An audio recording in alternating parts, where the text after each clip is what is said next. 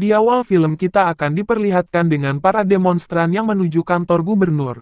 Diketahui kalau sang gubernur adalah tersangka kasus penggelapan dana minyak goreng dan dana peralatan kesehatan untuk rumah sakit setempat. Diketahui beberapa hari sebelumnya, kalau sang gubernur ditangkap dan dibawa ke markas polisi oleh Miguel dan Edu.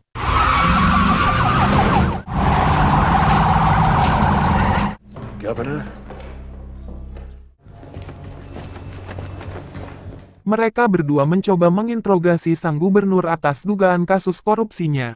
Bahkan dalam proses interogasinya, Miguel menunjukkan bukti rekaman bagaimana si gubernur melakukan aksi penggelapan dana peralatan kesehatan untuk rumah sakit setempat. Dalam rekaman itu juga terungkap fakta, kalau si gubernur tak segan untuk membunuh siapapun yang berani membuka mulut tentang kelakuannya tersebut.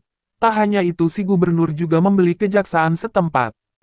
More than $2 billion diverted from... Do you know how much spending deficit I inherited from... You have today, because once the public hears this, you're done. Saat sang gubernur sedang makan siang, ia dihampiri oleh pengacaranya. Di sini sang gubernur menanyakan kabar tentang anak dan istrinya yang sedang berlibur di Miami. Di samping itu, sang pengacara si gubernur sudah mengajukan banding ke kejaksaan. Hal itu agar si gubernur dapat menghabiskan masa tahanan di rumah. Sang gubernur yang mengetahui dirinya akan dibebaskan bersyarat.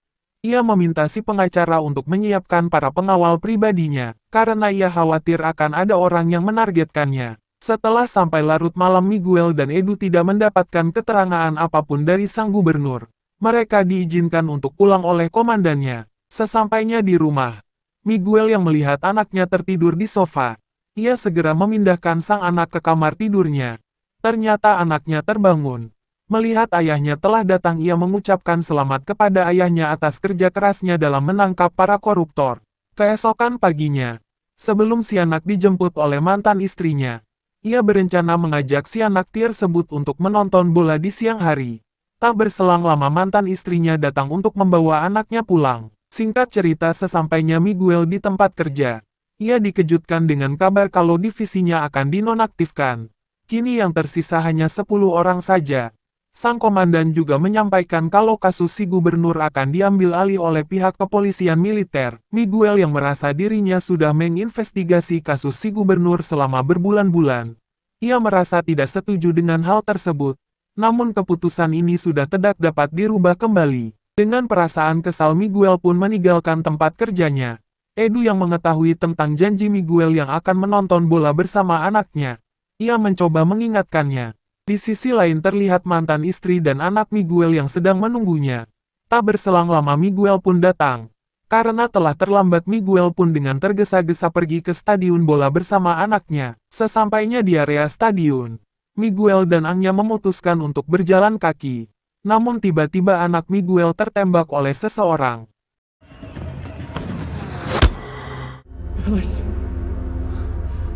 Dengan perasaan panik, Miguel membawa anaknya tersebut ke sebuah rumah sakit. Sesampainya di rumah sakit, si perawat langsung membawanya ke ruang UGD dan meminta Miguel untuk menunggu. Miguel yang merasa tidak sabar mengetahui keadaan anaknya. Ia memutuskan untuk masuk dan mengecek sendiri keadaannya. Di sepanjang lorong, Miguel dikejutkan dengan para pasien yang terbengkalai. Hal ini akibat fasilitas medis di rumah sakit tersebut yang tidak memadai. Ia sangat marah saat melihat anaknya yang dibiarkan terbengkalai di lorong tersebut. Akibat kehilangan banyak darah dan telat ditangani, anak Miguel pun harus merenggang nyawa.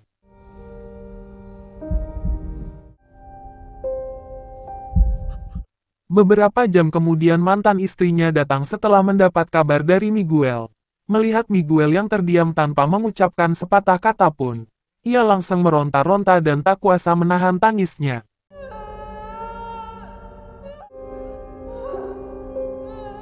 Setelah semua kejadian ini, Edu yang merupakan sahabat Miguel mencoba untuk menemuinya. Di sini Edu berencana akan membantu Miguel untuk menemukan si penembak. Namun Miguel sama sekali tidak mengetahui posisi pasti si sniper berada. Miguel juga merasa kematian anaknya ini akibat fasilitas rumah sakit yang tidak memadai. Miguel yang masih terpukul akibat kehilangan anaknya, ia mencoba melampiaskannya dengan cara berjogging.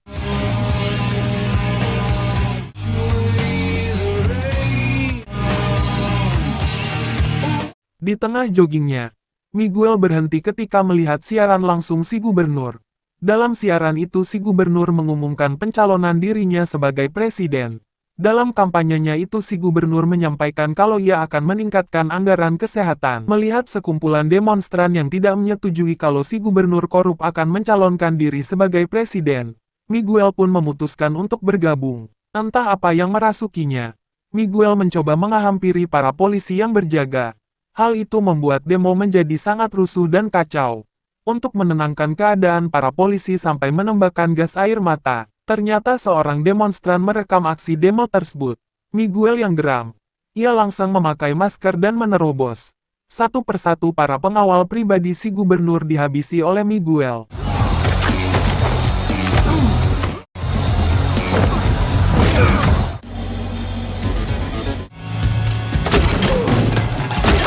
Bahkan tanpa ampun Miguel pun menghabisi si gubernur.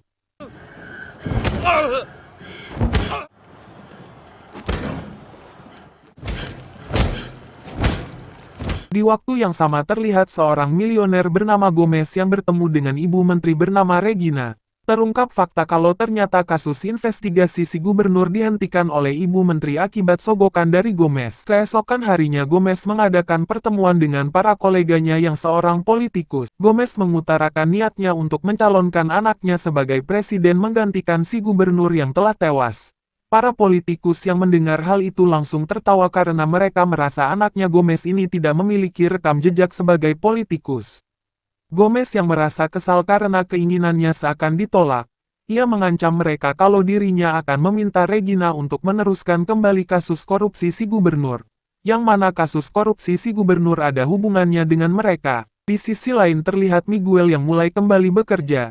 Di sini sang komandan telah berhasil menangkap para dalang rusuhnya demo kemarin. Di antara semua dalang yang telah ditangkap, Miguel merasa tak asing dengan seorang perempuan yang ia temui ketika demo kemarin. Miguel yang tidak ingin ketahuan kalau dirinya adalah dalang di balik kematian sang gubernur kemarin. Ia menawarkan diri untuk menginterogasi si gadis. Saat diinterogasi diketahui nama gadis ini adalah Nina. Ia merupakan seorang programmer. Setelah menginterogasinya Miguel mengetahui kalau Nina memiliki rekaman demo kemarin yang menunjukkan aksi dari Miguel. Miguel pun langsung pergi ke ruang bukti untuk mengambil HP Nina yang berisi rekaman tersebut. Malam harinya Miguel kembali mengunjungi Nina. Hal itu karena sebelumnya Miguel melihat banyak sekali dokumen penting si gubernur yang berhasil diretas dan disimpan di HP Nina. Melalui bantuan dari Nina, satu persatu dalam kasus korupsi pengadaan alat kesehatan terungkap. Ternyata mereka adalah para politisi kolega Gomez. Tak mau membuang waktu lagi, Miguel langsung memburu para pejabat korup tersebut. Satu persatu dari mereka berhasil Miguel habisi. Good night, sir.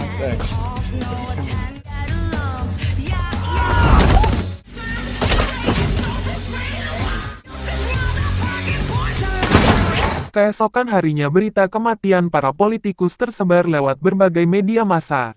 Nina yang merasa dirinya ikut terlibat dalam kasus kematian para pejabat korup tersebut.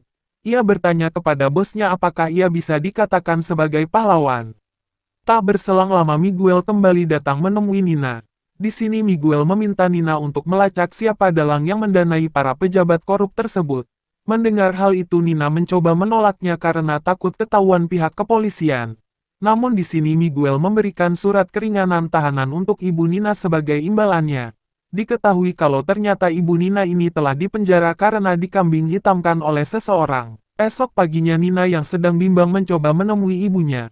Di sini Nina bertanya seberapa besar nilai yang harus Nina bayar hanya untuk satu kebenaran. Ibunya kemudian menjawab kalau kebenaran itu hanya sebuah mimpi.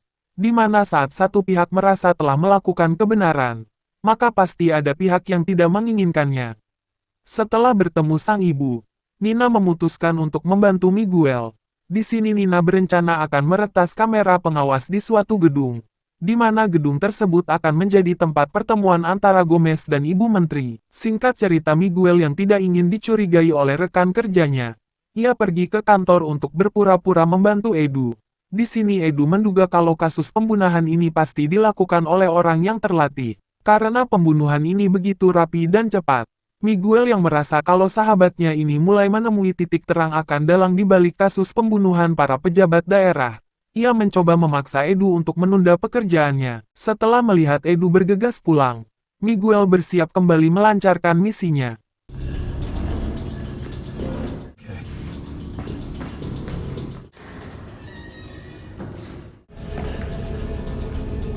Ternyata di tengah jalan, Edu memutuskan untuk kembali ke kantornya.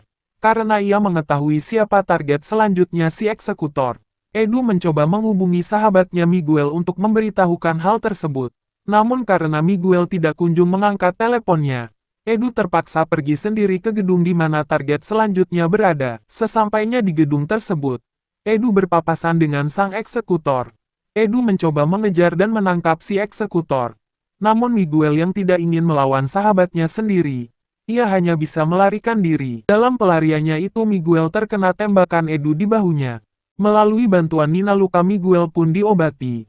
Miguel yang mengetahui kalau Ibu Menteri melakukan pertemuan dengan Gomez.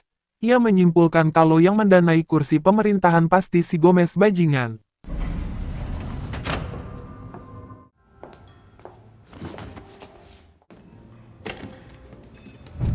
Esok paginya di kantor, Miguel dan Edu langsung membuka rencana investigasi kepada Ibu Menteri. Di sini Miguel berencana menangkap dan membawa Ibu Menteri untuk diinvestigasi. Tak lama komandan mereka datang. Di sini sang komandan menghentikan rencana dari Miguel. Terungkap fakta kalau ternyata si komandan telah disogok oleh antek-antek Gomez. Malam harinya Miguel berencana untuk mengeksekusi Gomez. Karena sebelumnya Nina telah berhasil mendapatkan alamat di mana Gomez tinggal. Di sisi lain di rumah Gomez, ia sedang mengadakan pertemuan dengan para pejabat yang memiliki pengaruh besar di masyarakat. Setelah mendengar rencana Gomez yang sudah matang akan mencalonkan anaknya tersebut langsung izin meninggalkan acara pertemuan itu. Kepada si ibu, si anak mengatakan kalau dirinya belum siap secara mental untuk menjadi seorang presiden. Namun di sisi lain ia ingin membuat ayahnya itu bangga. Gomez yang mendengar perkataan anaknya tersebut ia sangat terharu. Namun secara mengejutkan Miguel menembak mati anak Gomez. Hal ini ia lakukan agar Gomez jera untuk membeli kursi pemerintahan. Bukannya jera di sini Gomez malah semakin menjadi-jadi.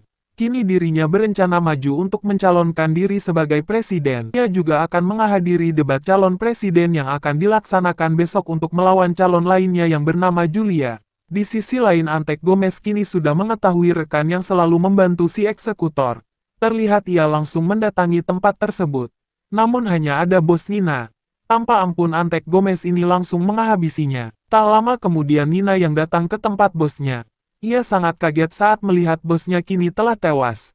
Nina yang ketakutan dengan tergesa-gesa pergi ke tempat persembunyian Miguel. Ternyata dalam perjalanannya Nina telah diikuti oleh Antek Gomez.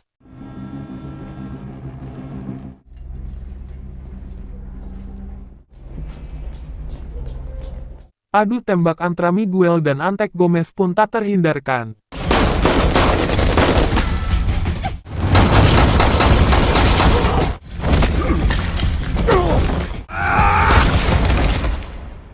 Namun di sini Nina berhasil disandra oleh Antek Gomez.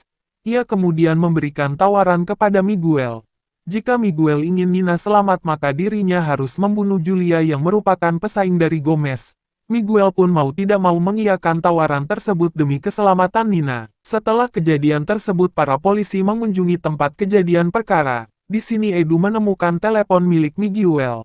Akhirnya Edu mengetahui kalau ternyata sang eksekutor adalah sahabatnya sendiri. Di sini Miguel berencana membunuh Julia. Saat perdebatan antara kedua capres tersebut berlangsung, Miguel dengan berat hati harus menghabisi Julia yang dikenal bersih tanpa korupsi seperti Kang Deddy. Sesaat Miguel akan menembak Julia, ia berhasil dihentikan oleh Edu. Perkelahian antara sahabat itu pun tak terhindarkan. Kendati seperti itu mereka berdua mencoba meminimalisir luka yang harus diterima sahabatnya tersebut. Di sini Edu mengatakan kalau Miguel harus menghentikan setiap aksinya tersebut. Karena ia merasa kalau Miguel yang saat ini tidak berbeda dibandingkan dengan para koruptor. Namun Miguel sama sekali tidak mau mendengar saran dari Edu. Ia malah berencana untuk terus menjalankan misinya. Siaran televisi seketika mati setelah suara tembakan terdengar. Antek Gomez yang dari tadi melihat acara tersebut. Ia langsung menghubungi rekannya yang ada di sana untuk menanyakan situasi. Nina yang melihat Antek Gomez lengah. Ia langsung menyerang Antek Gomez tersebut menggunakan pecahan bola lampu. Di sisi lain terlihat Miguel kini telah diamankan oleh Edu.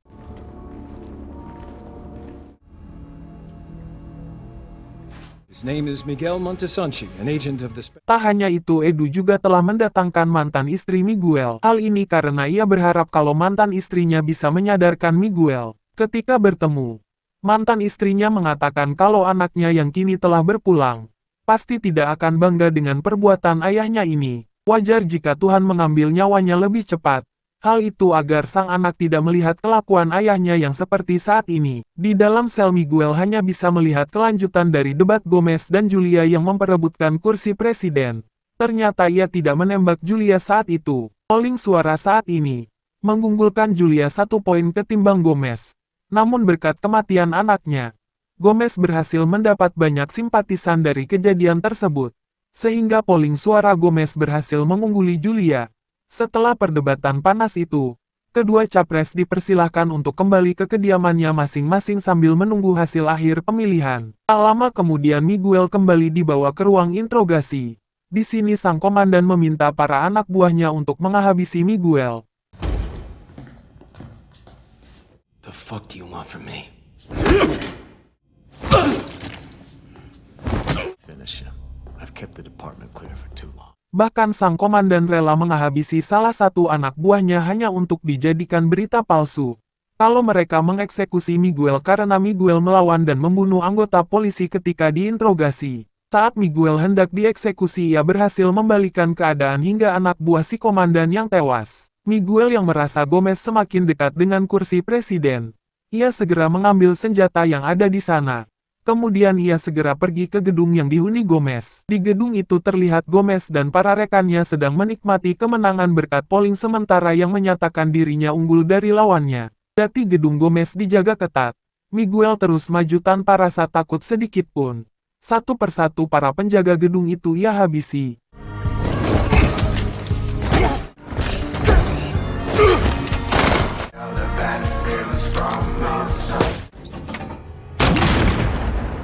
Hingga Miguel pun berhasil menemui Gomez. Di sini Gomez mengatakan kalau korupsi tidak akan pernah hilang, karena sikap alamiah manusia yang serakah dan tidak pernah puas.